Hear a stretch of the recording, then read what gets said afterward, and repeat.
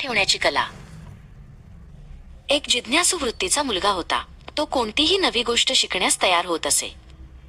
त्याने धनुष्यबाण कसे तयार करतात हे शिकून घेतले. नाव बनवणाऱ्यांकडून नाव, घराचे बांधकाम, बासरी बनविणे ई प्रकारात तो निपुण झाला. परंतु त्याच्यात अहंकार आला. तो आपल्या मित्रांना सांगत असे, या जगात माझ्या इतका प्रतिभावंत अन्य कोणी नसेल. एकदा या शहरात बुद्धांचे आगमन झाले. त्यांनी जेव्हा या मुलाची कला आणि अहंकाराबाबत ऐकले तेव्हा त्यांना वाटले, या मुलाकडून आपण अशी कला शिकून घ्यावी जी आतापर्यंतच्या कलांमध्ये श्रेष्ठ असेल.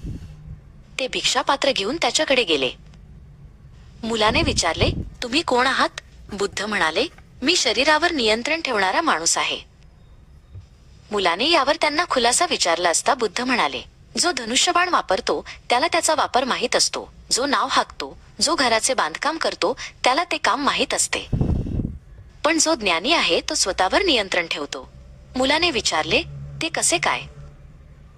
बुद्ध म्हणाले, त्याची जर कोणी प्रशंसा केली तर अभिमानाने ताठ होत नाही, तसेच निंदा केली तरी तो शांत राहतो. अशी व्यक्ती नेहमी आनंदी असते. मुलाला जाणीव झाली की सर्वात मोठे कौशल्य तर स्वतःला नियंत्रणात ठेवण्याचे असते. त्याला त्याची चूक कळून आली. तात्पर्य, ज्यांना स्वतःला नियंत्रणात ठेवता येते त्याला समभाव ठेवता येतो. हाच समभाव अनुकूल आणि प्रतिकूल परिस्थितीत आपल्याला आनंदी ठेवतो.